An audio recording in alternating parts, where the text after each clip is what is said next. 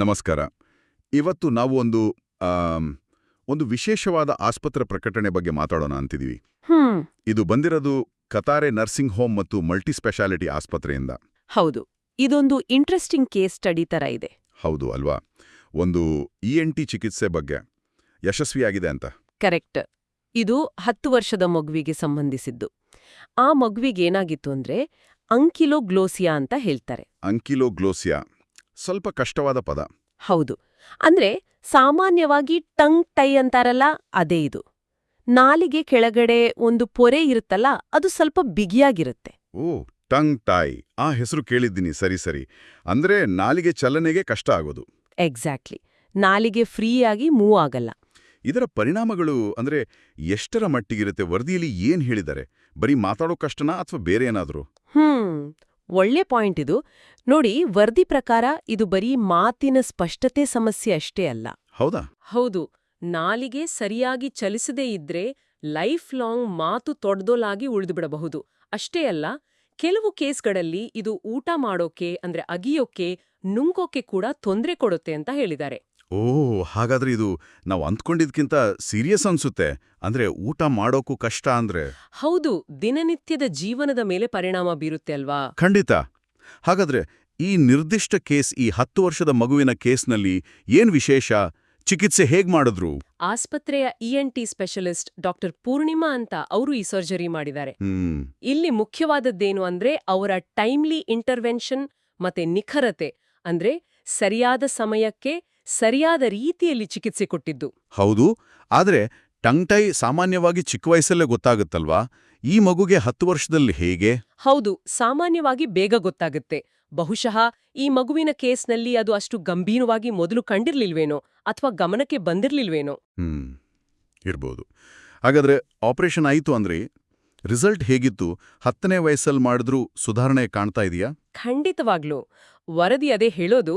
ತುಂಬಾ ಆಶಾದಾಯಕವಾಗಿದೆ. ಹೌದಾ? ಆಪರೇಷನ್ ಆದಮೇಲೆ ಆ ಮಗು ಈಗ ಸ್ಪಷ್ಟವಾಗಿ ಮಾತಾಡಕ್ ಶುರು ಮಾಡಿದೆ ಅಂತೆ. ಬಾಯಿಯ ಕಾರ್ಯನಿರ್ವಹಣೆ ಕೂಡ ಸುಧಾರಿಸಿದೆ ಅಂತ. ಇದು ನಿಜವಾಗ್ಲೂ ಒಳ್ಳೆ ಸುದ್ದಿ. ಹೌದು, ಅಂದ್ರೆ ಮಾತಿನ ಕ್ಲಾರಿಟಿ ಜೊತೆಗೆ ಬಹುಶಃ ನೀವು ಹೇಳಿದ ಹಾಗೆ ಊಟ ಮಾಡಕ್ಕಾಗ್ತಿದ್ದ ತೊಂದರೆನೂ ಕಡಿಮೆ ಆಗಿರ್ಬೇಕು. ಇದು ಆ ಮಗುವಿನ ಕಾನ್ಫಿಡೆನ್ಸ್ಗೂ ತುಂಬಾ ಹೆಲ್ಪ್ ಆಗುತ್ತೆ ಅಲ್ವಾ? ಖಂಡಿತವಾಗ್ಲು.